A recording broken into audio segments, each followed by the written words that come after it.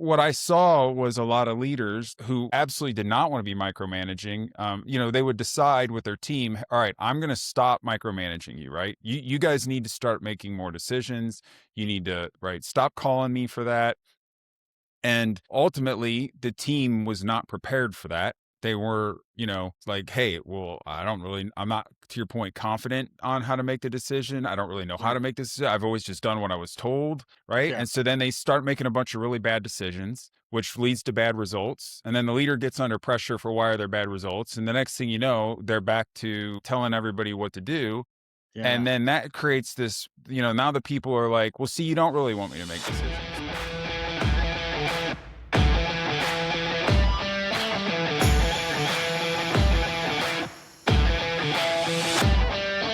Every frontline supervisor faces the moment. Something goes wrong on the floor. The pressure is on. The clock's moving. And the decision has to be made right now. The question isn't whether that moment's coming, it's whether your leaders are prepared to own it, or whether they're going to freeze, escalate, or guess.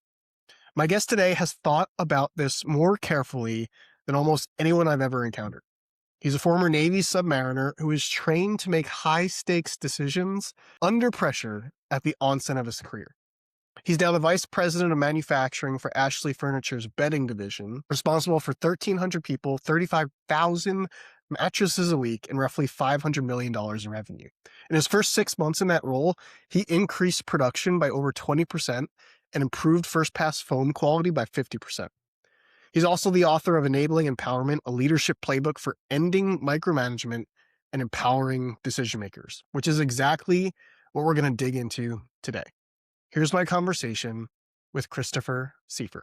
Chris, welcome to the Frontline Leadership Podcast. Yeah. Thanks for having me. I was super excited to bring you on because we have a similar shared background with how we were raised in the military. And obviously everything we've been talking about on this podcast is how you develop leaders the way professionals are developed. The military and the infrastructure the military has plays a huge role in how I was grown as a leader, how you were grown as a leader, but also plays a huge role in how we both learned to make decisions. And in the last few Yeah. episodes leading up to this podcast, we've been talking and living within what I like to call the pre-flight pillar of the Lead Like a Pilot framework, which is all about operating systems. Like, how do we apply the science of leadership so that the art of leadership can show up on a day-to-day basis? And I think decision-making falls squarely into that category because there are tried and true systems, frameworks that we can use to help us navigate the world of making decisions. And like you and I both know, that we Mhm. both probably experience in separate ways when we transitioned out of the military. It's just not a skill most people are taught. So I'm curious, like, what Yeah. was it like? So you grew up in the Navy, a little different from how I grew up in the Army. What Yeah. was it like learning how to make decisions when you were growing into leadership early in your career? Yeah.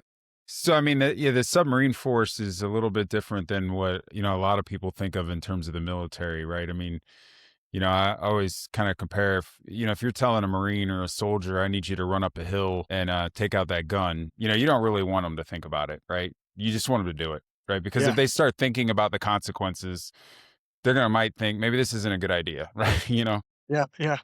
But when it comes to a submarine, we're dealing with a nuclear reactor and there's 150 lives on that vessel, and that vessel's plays such a critical role in national security. One person makes a mistake, and not only are those 150 people lives in jeopardy, but the entire program, right? Most people don't think about the fact that, I mean, we've got all these nuclear reactors driving around underwater, in some cases parked in if you drive over the San Diego Bay Bridge, you're driving over a half a dozen nuclear reactors. Most people don't think about that, right? And the Navy realizes that one screw up and they might get that taken away from them, right? And so they Mhm. can't, failure is not an option. So we can't just have sailors that blindly follow directions. They have to constantly be questioning things. If something doesn't feel right, they have to be willing to, say, hey, this doesn't seem right, and challenge, have this open challenge with our senior officers. And there's a lot of principles. We call them questioning attitude, things like forceful backup, that really drive this kind of different culture, I think, from other parts of the military where there's this expectation that junior Mm, sailors are participating in the decision making process, right? So I yeah. think that was a big part of what influenced me. And then my first job out of the Navy, I went to go work for Georgia Pacific, which had just been bought by Charles Koch. Hmm. And actually, my first job there was he bought the company and said, "Hey, I've got like, a lot of money that I want to invest in Georgia Pacific and capital." And they never really had that before, right? I mean, if they had spare Yeah. capital, they were there. We need to fix this roof, right? Right. And this was, I want to invest in new equipment. I need to make good decisions. And so Right. actually he had his own framework that he used to teach people how to make decisions. I learned that. And my first job was really to go around to the plants and teach the plant managers how to use that to explain to him why he should buy them this, $2 million piece of equipment for their Right. machine. So yeah, so those were some of the early things that influenced me. That's fascinating. I love hearing you share about the submarine force because Hmm. in a way when the way we're taught, at least in the Army from a commissioned officer perspective, when I was growing up through West Point, it was all about this idea of mission command. The whole concept of mission command is that yes, we're going to give you a mission with a very specific tactical objective to accomplish, but we're also going to give you intent Hmm. because we believe that plans are great, but plans don't always work out exactly how we plan them to. Yeah. And the people in those moments on the front lines have the most accurate information and are likely the best people to make judgments, aka decisions, Yeah. in the moment, in the heat of battle. And that's really the whole concept of mission command is how do you make those decisions when you're in the midst of this chaotic world, this chaotic mess, if you will, this war, Yeah. and how do you know you're making the right decision? And what do you use, what process do you use to weigh for us in the military, or at least in the Army, it's all about risk. Like, what's the Hmm. risk reward here?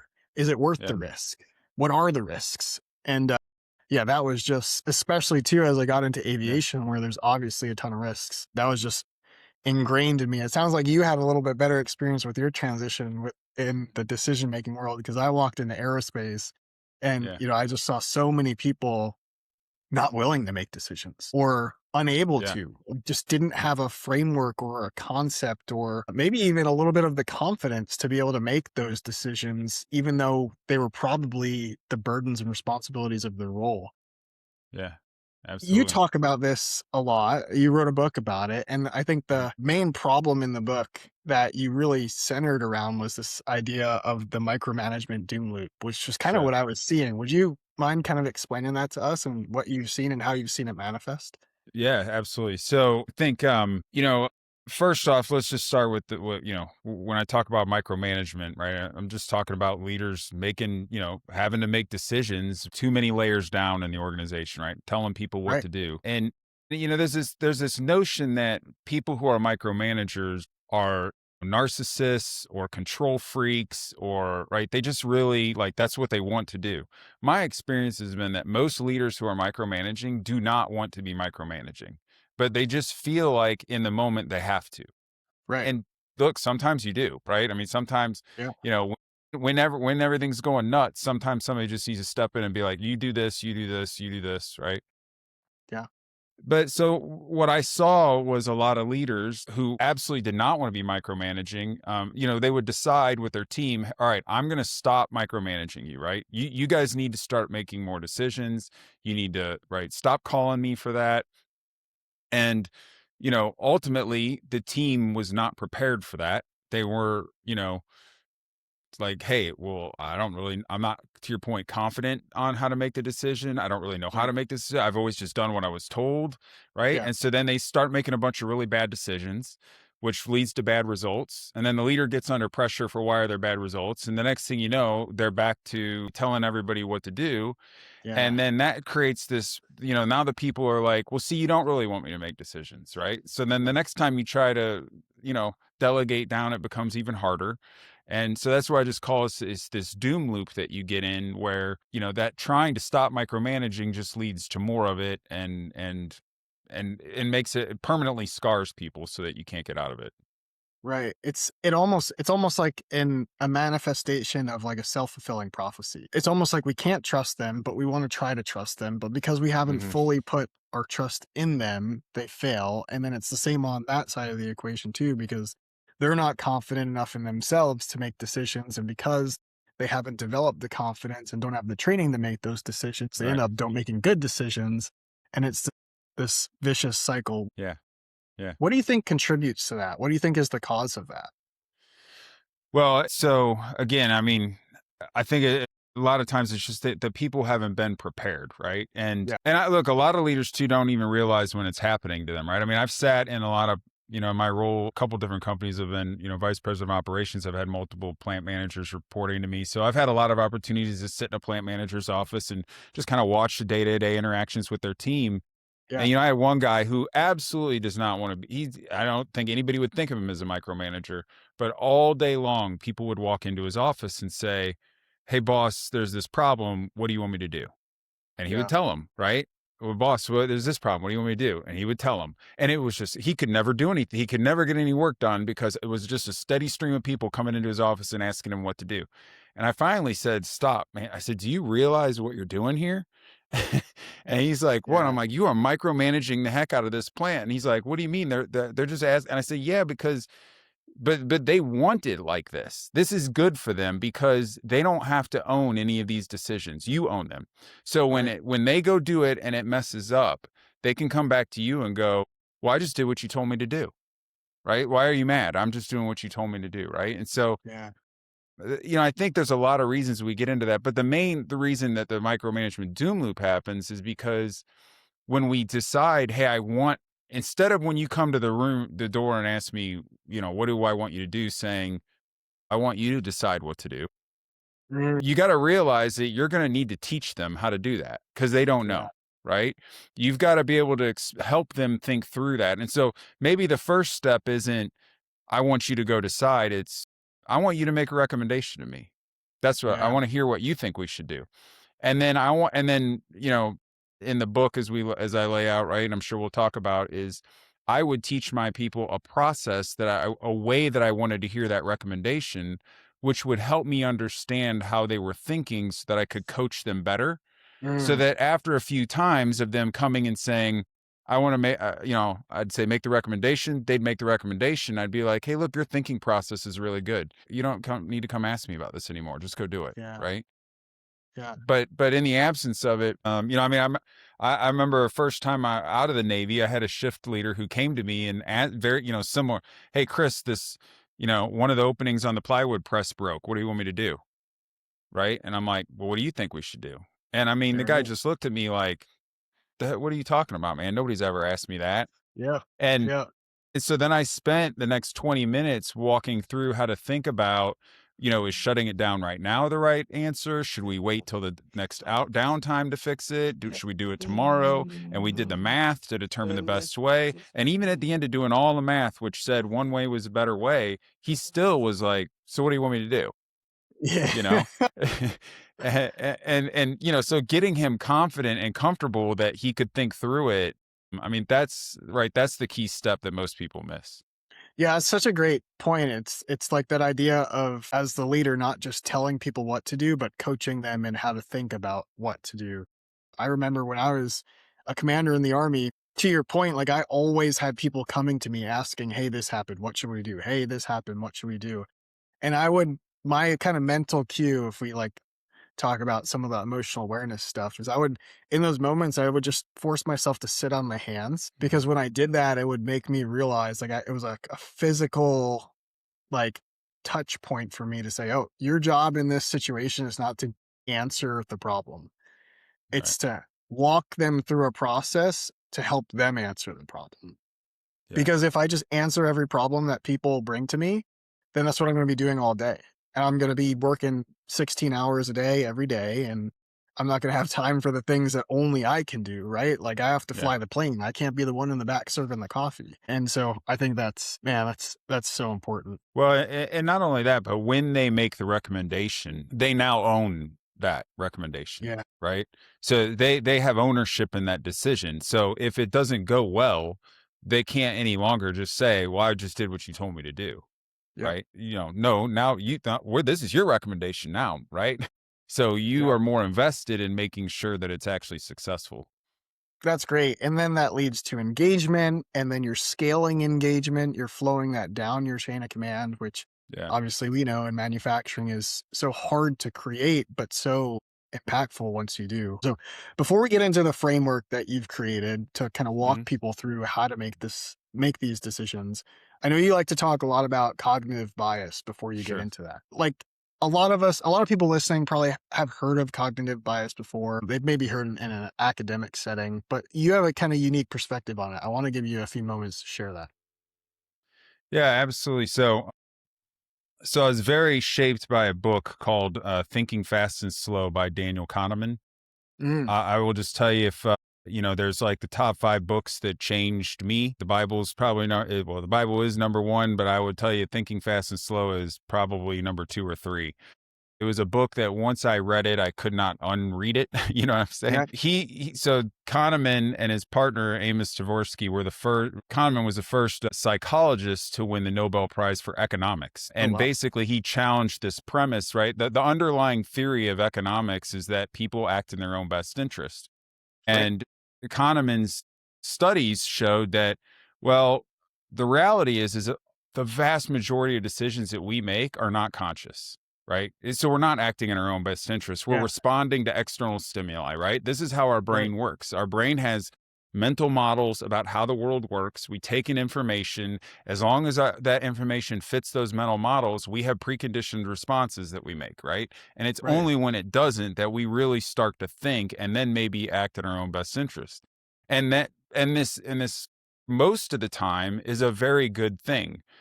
If you think of all the decisions that I made all every day, if every day I was stopping every decision, I was being super thoughtful and critical, I wouldn't get anything done. Like I wouldn't be able to drive Yeah. a car, right? Yep. I'm constantly making decisions while I'm driving a car. You know, how close is the guy next to me? How should I speed up? Should I slow down? Right? Should I turn my signal on now or later? But most of those are not conscious decisions. They're just Right. as long as what we're seeing fits in our framework, we're good to go. So it's very good most of the time. The problem is in certain circumstances where there's complexity and risk, it's very dangerous, right? Right. And so these frameworks that we have are called biases. And so, for instance, one of the frameworks is that one of the ways our brain works is we tend to, as long as information is fitting our patterns we already have, we'll make a faster decision. Mm, So that leads to confirmation bias, right? We try to fit the information coming to us into the pattern that we already have so that we can make that faster decision. We tend to accept the framing of a problem that's given to us, right? Rather than try to ask ourselves, is this the best way to frame a problem? mm, So that's a big one that I see for frontline leaders, right? Like they tend yeah. to accept, the problem is, um, you know, if I say, hey, my problem is I need a bigger house, right? What possible solutions are there to I need a bigger house? Well, I could get a bigger house or not get a bigger house, right? But if I Right. frame the problem, my ratio of stuff to house is too small or too big, right? I have too much stuff for Yeah. the size of my house. Well, what solutions do I have? Well, I could get a bigger house. I could get rid of some stuff. I could find another place to store some of my stuff. I mean, right, all of a sudden, just by changing the way I frame the problem, there's a whole bunch more solutions. And so, big part of thing, that I focused on is teaching people, while I'm going to teach you a framework on how to make decisions, 2 things. Number one, that framework is designed to help you avoid some of those biases. Yeah. And number two, making you more aware of those biases can help you understand why you need to use this framework so that you can avoid them. So I'll teach Yeah. people about things like the framing trap and confirmation bias and how to Yeah. avoid those. That's so, I mean, it falls into this idea, like the whole emotional intelligence concept, right? And how that Hmm. applies to leadership as a whole. Because, if we think about our thought patterns just in general and how our thought patterns shape how we interact with the world on a daily basis, this is just a specific application of how that manifests and quite often manifests in some pretty high stakes make or break decisions. Yeah. And it's just so fascinating to me. Yeah, I think like when you think about what's ingrained in us and how when we're younger, we're really just almost like a blank hard drive and Mm, everything we experience is downloading something into that hard drive and how that manifests. Not just in how we lead, but you're so right, how we make decisions and how we frame those decisions. mm, Yeah, that's fascinating. I think that's the perfect segue to get into this framework. Like how do we go through making decisions? If I'm someone who's never had to make a decision before, and mhm, that's I say that tongue in cheek because we all make decisions. But if yeah, I've never had to make a decision that requires maybe some risk, maybe some financial risk, maybe some mhm, professional risk, maybe um maybe it's any type of risk that we commonly see in the workplace today. What mhm. what should we be doing? What should we be thinking about? How does timing play a factor in all this? Yeah. Yeah, it's good. Good question. So again, I teach people decision making through a 7-step framework, right? And so the first thing I'll say is I call it a framework very purposefully because to your question about timing, the rigor with which you apply that framework should depend on the consequences and the severity, the risk associated with the decision you're making, That's right? right. So in other words, if I'm making hey, the worst thing that can happen if I get this wrong is I, have lose 20% of production on this shift versus if I make this decision wrong, somebody's going to die. The level of rigor I should apply to those are different, right? Right. Right. But you can still use all 7 of the steps in this framework in both of those cases, right? It's just how Right. much, am I writing it down, for instance? But, those steps are first we need to frame the problem. And I deliberately make that the first step to say most of the time, again, we just accept the problem as given to us Right. rather than say, is this the best way to define this problem? Right, then I need to brainstorm a range of alternatives. So I need to instead of just picking one and I'm going down it, I need to say, well, before maybe I have an idea in my head, but what are some things I can do? And look, this, and again, for people who I'm going to give you a real life example from a crisis on this step where we did this in less than a minute and it absolutely saved. I don't know though. It might have saved lives, but it saved a massive structure. I was the incident commander for a fire in a dome that had 40,000 tons of wood pellets that were on fire. Oh my And gosh. we had a door that we were very concerned was about to explode, right? Like the fire was starving for air, the door was flexing, Hmm. and we did not know what to do. And I literally, in a huddle with a bunch of firefighters, I said, everybody just for a second, I want you to come, don't say anything, think of an idea, right? And then I said, I'm going to go around a circle and everybody tell me their idea. And and he said, well, we can spray water at it. I'm like, and this people started to debate it. I said, no, no, just keep going. And we go around, people were throwing their ideas. And one guy says, we could bury it with dirt, right? And everybody kind of looks at him crazy, like, where are we going to get that much dirt?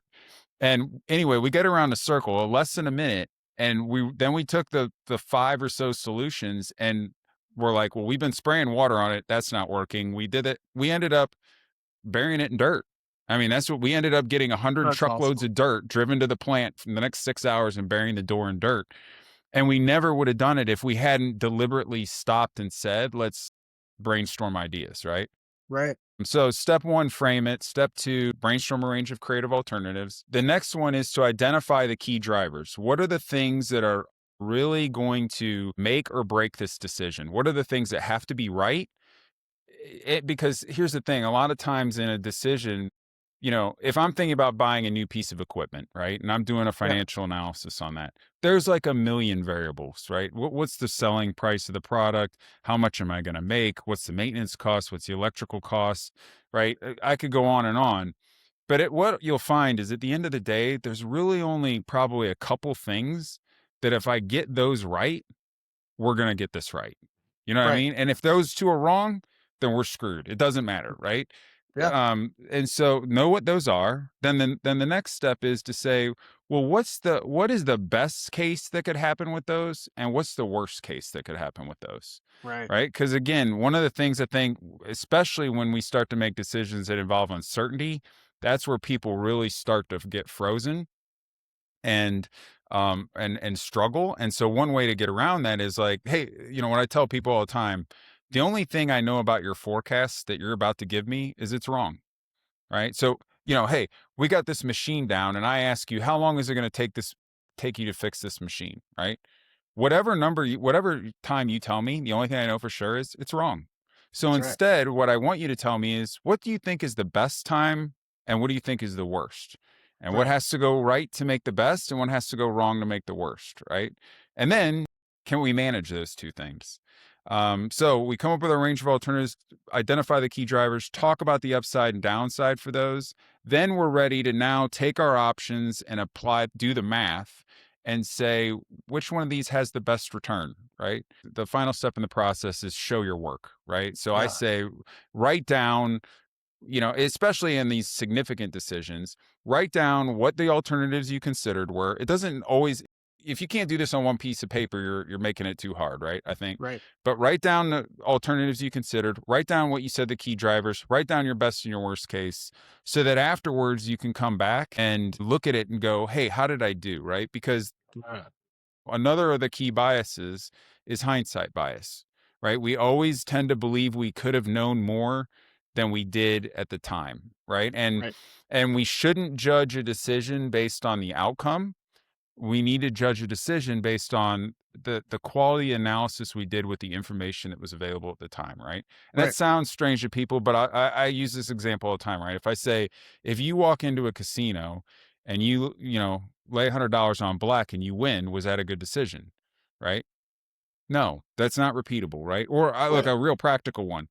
You got drunk at a bar. You decide to drive your car home and you get home safely. You get home safely. You didn't have to pay for a taxi. Your car's at your house in the morning. Yep.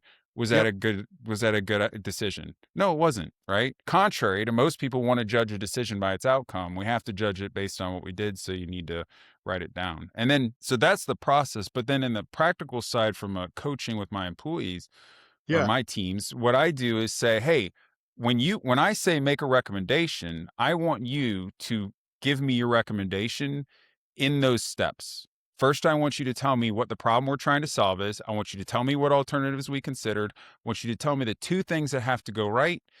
And I want you to tell me what your best and your worst case for them is. And then I want you to tell me which one you chose and why. Right. And that's what I Yeah. expect to hear. Because if I just say make a recommendation and you say, I think we should do this, man, I don't know. Did you guess? Is that like, that doesn't help me coach you, right? That's Versus right. if you give me the spiel, and I mean, I even put it on a card for people, right? Yeah. Here's the card. Take it out of your pocket and read the steps and say it to me this way.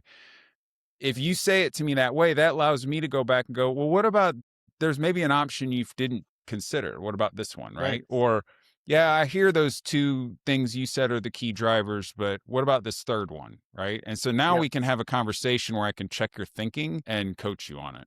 Love that you show us the whole time you're walking through this process. I'm thinking about the military decision making process, the troop leading procedures, how we're Yeah. trained to not necessarily make decisions in the military, but how to plan and execute operations in the military. So I'm curious, like someone who's invested so much time and thought into Mhm. helping people navigate decisions using this framework, how much of decision making do you think really comes down to the process of making decision? Or do you think comes down to the planning and the preparation we put in place before that decision even shows up in front of us? So that is man, that's a really great question. And there was actually a bunch of research done on that. I don't remember off the top of my head Yeah. uh the source for it, but I can tell you that the summary they had done research on a bunch of companies, and it was along the same lines of what are the key things that that correlate to good decision making at these companies, right? And so they were looking at things like the quality of their data, right? How Mhm. much data they have, right?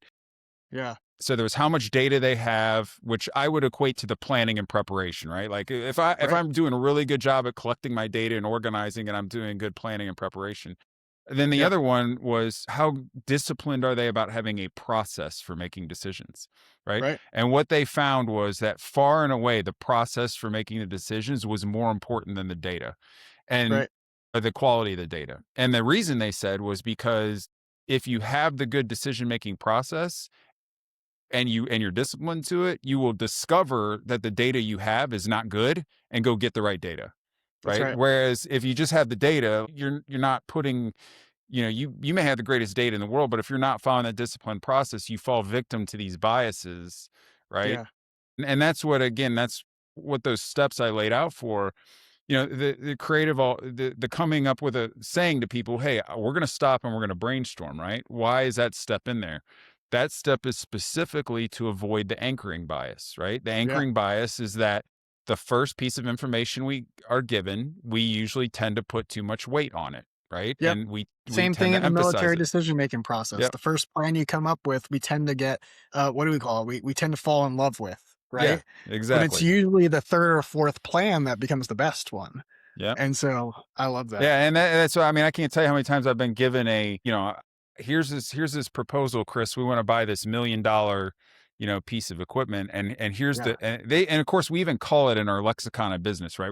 Here's the justification for my $1 million, right? And I'm like, but I don't want you to justify it. I want to see that it really is the best. And usually when you ask a team, look, put this aside. I want you to go back and just clear your mind, white sheet of paper, brainstorm some other alternatives to solve this problem.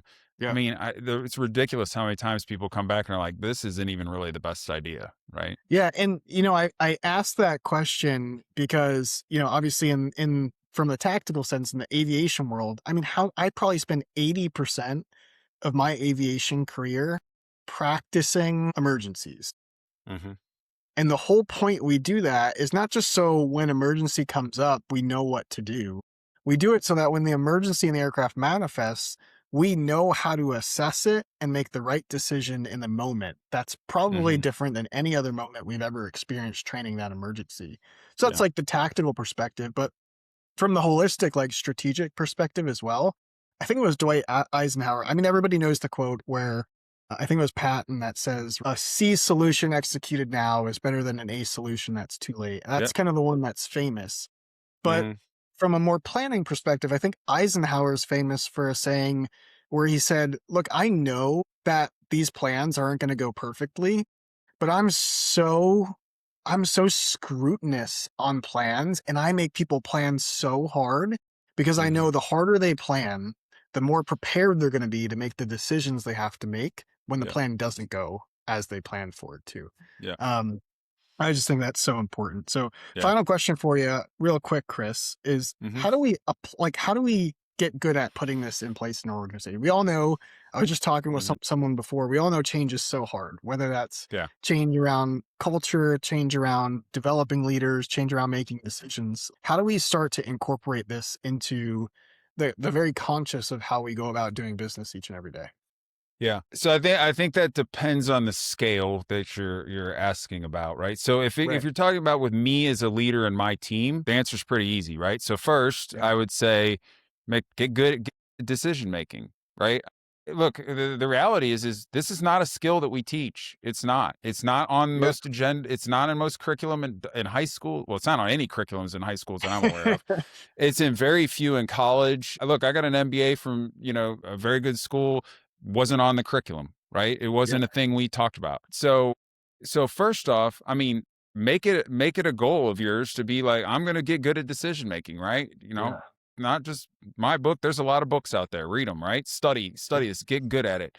And then two, you just got to become conditioned to say, I'm going to be allergic to people coming to me to make the decision, and I'm going Yeah. to coach them through the process. And I would suggest, I said, use a framework like, the one I've outlined or something that you can then, teach them how, hey, when you come to me and make a recommendation, I don't want to just random. I want you to use this standard cadence all the time, right? Say the same things. And look, you can have a pretty big impact pretty quickly if you do that, right? If people will figure out really quickly that you're not going to just give them the answer, right? Yeah, And yeah, then, you're right. and after the first couple times, you'll be like, hey, guys, stop, right? Just, I hope you realize by now, you better come to me. You better have considered three things or something, right? And I don't care if they're Right. how stupid they sound. I just want more than one. And there's other things around there. Like one of the things I tell my teams is, right, do not use my name in vain.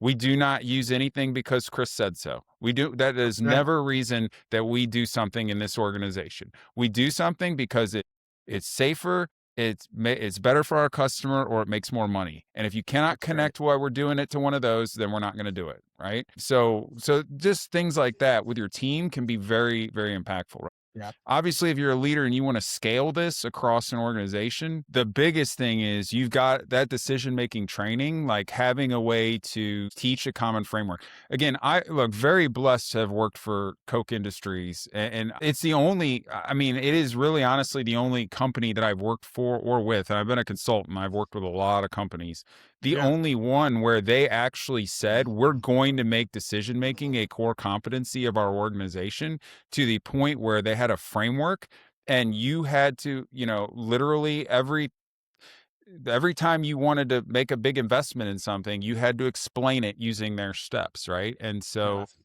I would say take a page out of their book and realize that, that you're going to have to build a training program around it.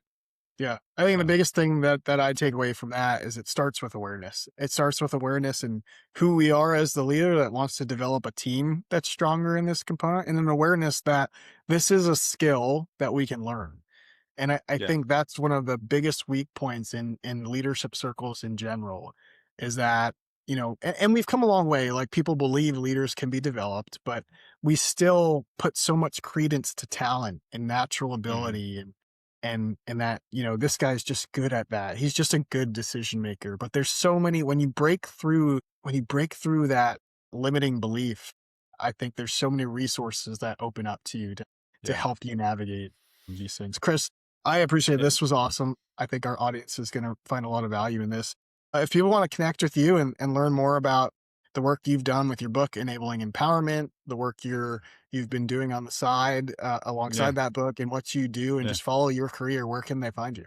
You can find me on LinkedIn. The book is available on Amazon, Enabling Empowerment. There's a website. So the book has the framework in it, and then it references a lot of tools, right? Things Sure. that you could download. You can go to the website and download those tools, right? So going back to Daniel Kahneman's book, his book was so fascinating to me, but it left me with, so what do I do with this as a leader, right? Right. And so that's what my book is really trying. It's more of a practical, what do I do with Yeah. this? So that's all available. And also I had at one time I sold a course on this. It's now available for free on YouTube. So you can go download the videos. There's a That's lot of, awesome. if you want like a 2-minute video on the anchoring trap that you can send to your team, it's on the YouTube channel. So Awesome. Well, I appreciate it, Chris. This was awesome. yeah, my pleasure. Christopher Seifert, ladies and gentlemen. If you took nothing else from that conversation, I hope you take this. Your frontline leaders are not failing to make good decisions because they're not smart enough. They're failing because nobody ever gave them a system for making decisions. And nobody ever gave them the authority and the trust to practice. That's a development problem, and it's a fixable one. Christopher's book, Enabling Empowerment, is available on Amazon and Audible. If you lead an operation where decisions consistently escalate upward, I encourage you to pick it up. And if today's conversation hit too close to home for you, if you recognize your organization and what Christopher described, that's worth paying attention to. If you want to address gaps like this one and many others, you need to address it with proven systems and infrastructure. Head to operationlead.com to learn about our system and process and explore the many resources we've made available for you to do just that. Until the next, I'm Craig Coyle, and this is the Frontline Leadership Podcast. Let's lead.